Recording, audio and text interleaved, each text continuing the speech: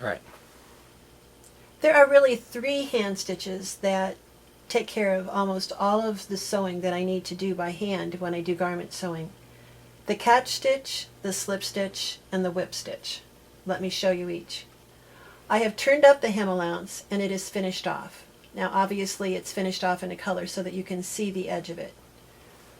I am not a fan of a lot of lace tape or bias tape on hems to finish the edge. I think the less finish that's there, the better. If I did not own a serger, I would have pinked the edge with a pinking scissors and sewn a straight stitch about 1/4 of an inch away from the pinked edge. That would be all I would do. So I have a threaded needle, single thread, so enough double thread to grab here between in the palm of my hand. I'm going to start on the hem allowance, so it's now secure. I am working, because I am right-handed, from left to right. So I've taken a stitch in the hem allowance. Now I'm going to take an itsy bitsy little stitch, just a couple of threads in the garment.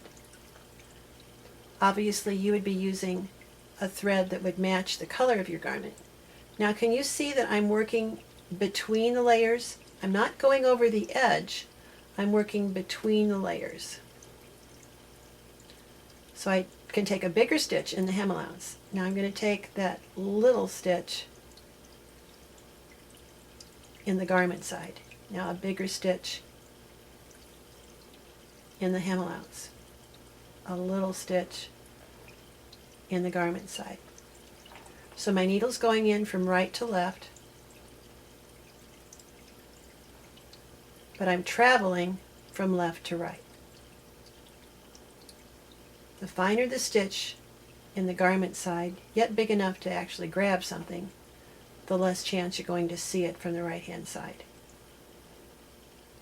And you also do not pull the thread tight. Do you see? It's not real tight in there.